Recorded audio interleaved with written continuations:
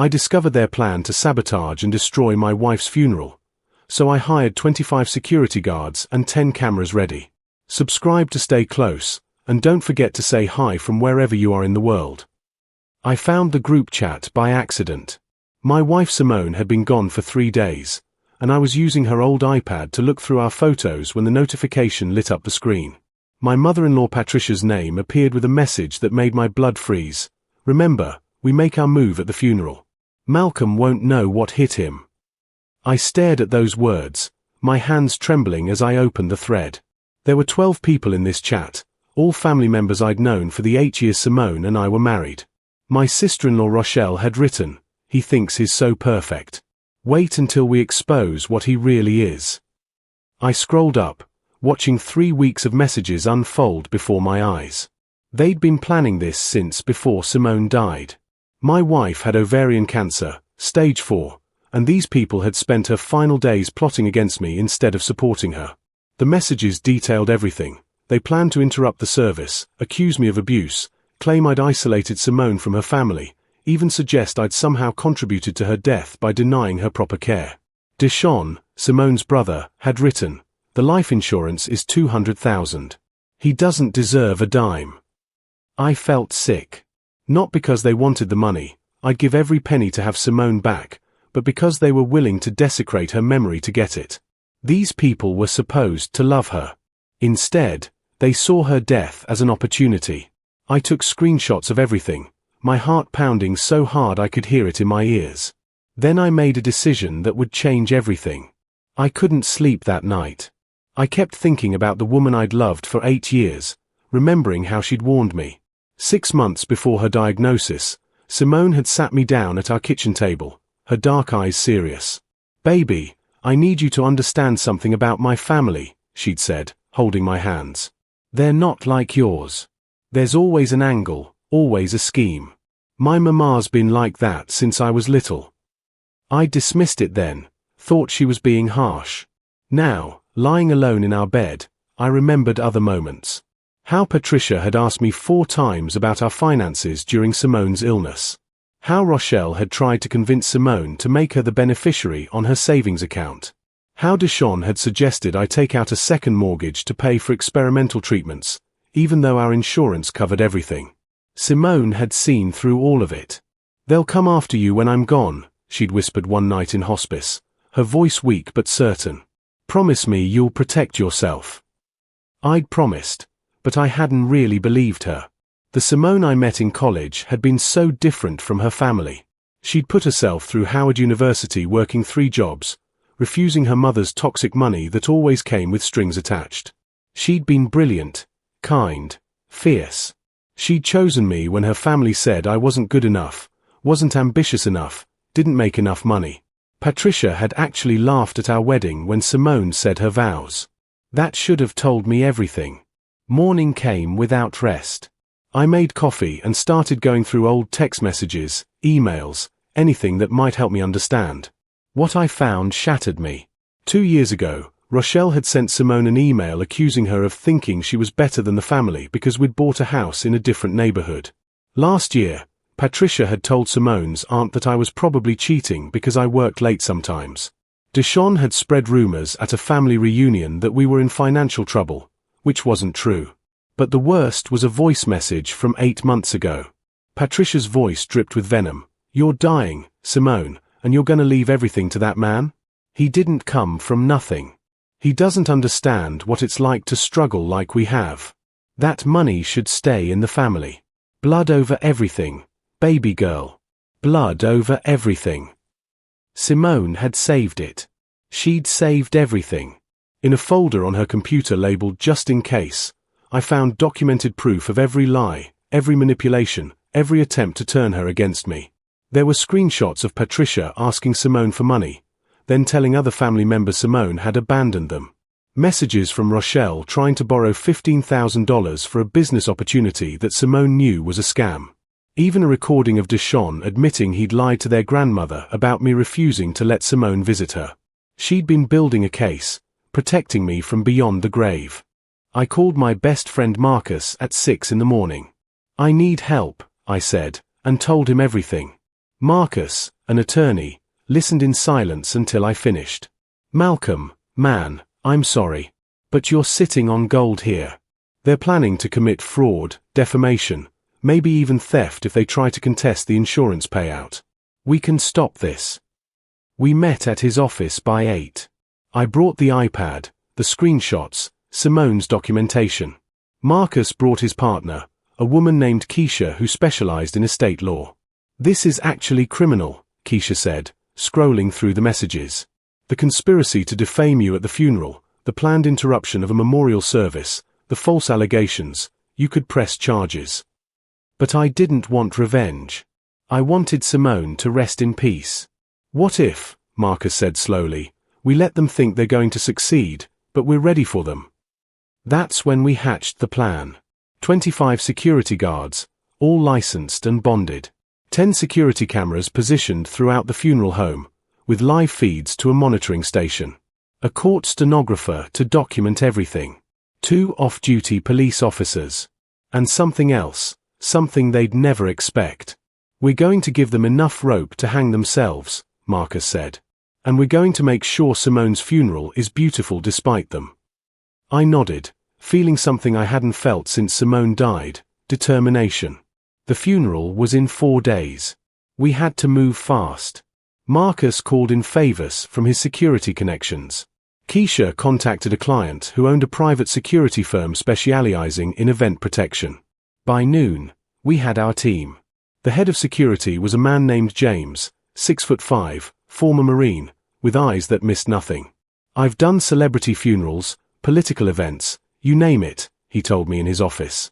But I've never done one where the family's the threat. That's a new level of low. I showed him the messages. His jaw tightened. My sister died last year. If someone had tried to disrespect her funeral, I don't know what I would have done. We'll make sure your wife rests in peace, brother. We planned every detail. Guards would be stationed at every entrance. 2 would be positioned near the casket at all times. The cameras would be hidden but comprehensive.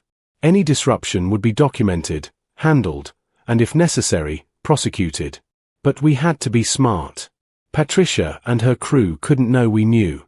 Let them think they have the element of surprise, James said. That's when people make mistakes. I went home and did something that nearly broke me. I called Patricia to finalize funeral arrangements. Malcolm, baby, she cooed, her voice fake sweet. We're all just devastated. Simone was everything to us. I wanted to scream. Instead, I said, I know. Thank you for helping with the arrangements. The night before the funeral, I stood in our bedroom holding Simone's favorite dress, the one she'd wanted to be buried in. It was emerald green, the color of hope, she'd always said. I remembered her wearing it to my company's Christmas party 3 years ago, how she'd danced with me in our living room before we left, how she'd laughed when I'd stepped on her toes. I'm going to make sure tomorrow is perfect for you, I whispered to the empty room. My phone buzzed.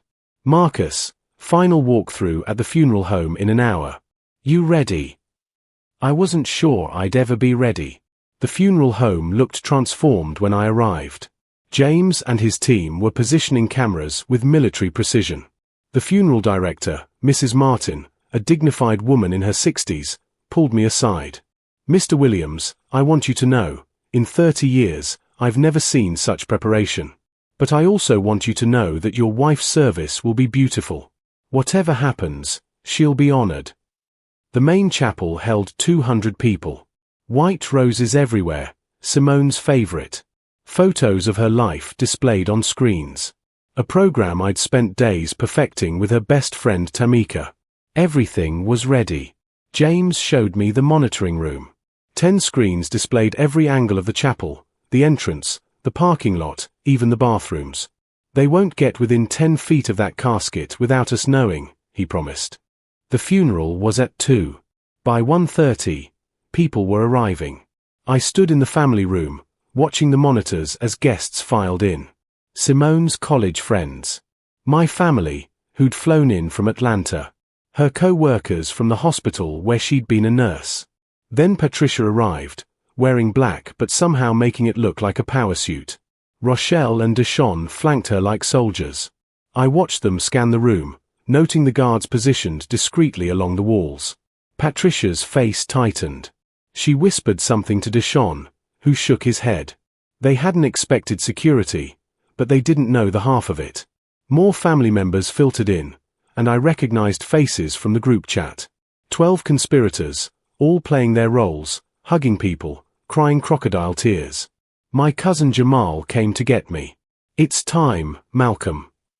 I took a deep breath and walked into the chapel. The moment I saw Simone's casket, everything else fell away. She looked peaceful, beautiful, finally free from pain. I'd kept my promise about the dress.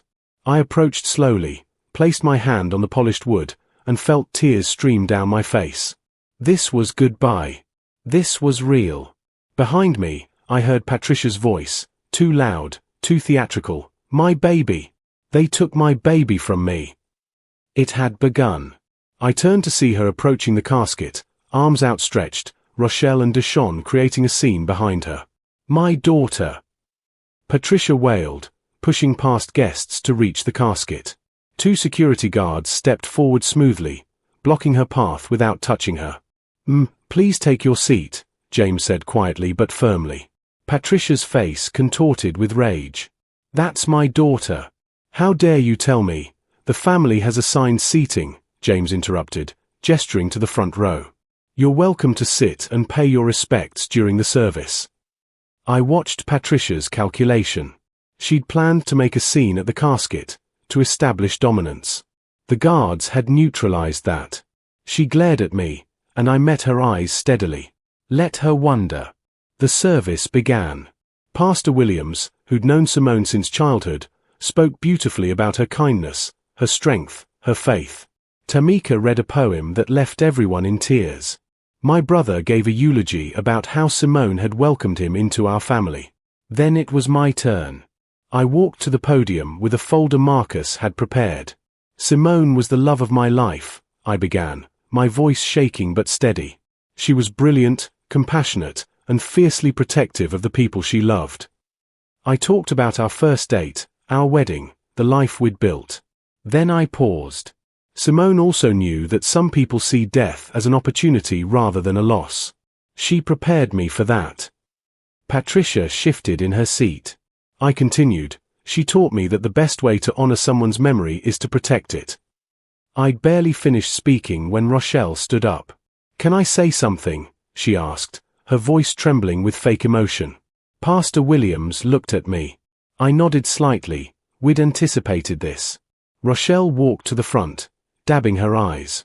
"I just want everyone to know the truth about my sister's last days," she began. "Here we go. Simone was isolated from her family. Malcolm here wouldn't let us visit. He controlled her medication, her phone, everything. We tried to help her, but he kept us away." Gasps rippled through the crowd. People who didn't know the truth looked at me with suspicion. My hands clenched, but I stayed seated. Rochelle warmed to her performance. She called me 2 weeks before she died, begging me to help her. She said she was afraid that Malcolm was making decisions without consulting her. But by then, it was too late. That was the lie that broke me. I started to stand, but Marcus grabbed my arm. "Let her finish," he whispered. "Let them all finish." Deshawn stood next. "I think we deserve to know about the life insurance. How much is it, Malcolm? 200,000? 3. And you won't even let Mama have her daughter's jewelry." The chapel erupted in murmurs. Patricia stood, playing her part perfectly. "My daughter's personal effects belong to her family. He's keeping everything, erasing her from our lives." This was their plan.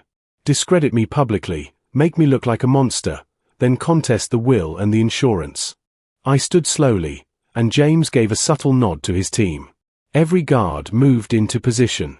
Every camera focused. The stenographer's fingers flew across her machine. "Are you finished?" I asked quietly. Patricia's eyes glittered with triumph. "We're just getting started."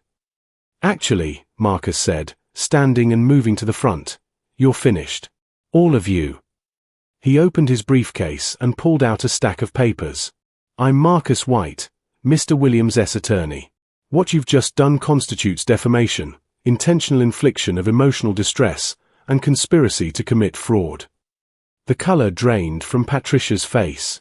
Marcus continued, "We have documentation of your group chat planning this disruption.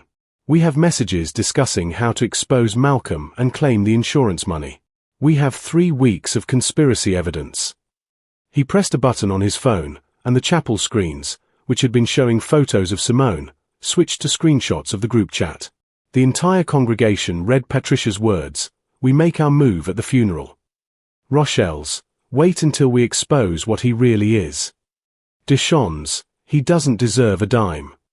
The chapel fell silent. People turned to stare at Patricia, at Rochelle, at Deshawn, at all 12 conspirators. Their faces showed horror, shame, panic. "But what you don't know," Marcus continued, "is that Simone knew. She knew exactly what you were. She documented everything." The screens changed again. Simone's voice filled the chapel, the recording of Patricia's blood over everything message. "My wife," I said, my voice breaking but strong, "spent her final months protecting me from you. Not because I asked her to. Not because she was vindictive. But because she knew, she always knew, what you were capable of." The screens showed more evidence. Patricia asking Simone for money while telling others she'd been abandoned. Rochelle's scam requests. Deshawn's lies. Every betrayal, documented and dated. "Simone left me a letter," I continued, pulling it from my jacket. "She wrote it 2 weeks before she died. She asked me to read it only if you did exactly what she predicted you'd do." I unfolded the paper, my hands shaking. "My dearest Malcolm," I read, "if you're reading this, it means my family has tried to hurt you at my funeral. I'm so sorry, baby. I'm sorry you have to deal with them without me. But I want everyone to know the truth." The chapel was silent except for my voice reading Simone's words. She detailed every manipulation, every lie, every attempt to turn her against me. She explained how she'd refused to leave me anything in her will because she wanted it all to go to me, her husband, her partner, her love. "Malcolm gave me 8 years of pure happiness," I read, tears streaming down my face. "He held my hand through every chemo session. He slept in a hospital chair for weeks. He loved me when I was bald and sick and scared. My family sees $signs. Malcolm only ever saw me." The screens went dark. I folded Simone's letter and looked directly at Patricia. "You turned my wife's funeral into a spectacle. You tried to destroy her memory for money. James." The head of security stepped forward. "Mrs. Jackson, Ms. Jackson, Mr. Jackson, and the 10 others in your group chat, you need to leave. Now." Patricia found her voice. "You can't throw us out. This is a public, it's a private service," Mrs. Martin interrupted coldly. "And you're trespassing. Leave, or I'll have you arrested." The 12 conspirators were escorted out by security, past 200 people who now knew the truth. Some guests stood and applauded. Others just shook their heads in disgust. After they were gone, Pastor Williams approached the podium. "Let us," he said quietly, "honor Simone properly. With love, with dignity, with the respect she deserved in life and in death." The service continued beautifully. People shared memories of Simone's kindness. Her best friend sang her favorite hymn. We celebrated her life instead of being destroyed by Patricia's greed. At the cemetery, under clear skies, I placed a single white rose on her casket. "We did it, baby," I whispered. "You rest now. I've got this." 2 days later, Marcus called. "Patricia's filed a lawsuit contesting the will. So have Rochelle and Deshawn. They're claiming undue influence, that you manipulated Simone." I should have been angry. Instead, I laughed. Do they not understand we have everything documented? The lawsuit was dismissed in 43 days.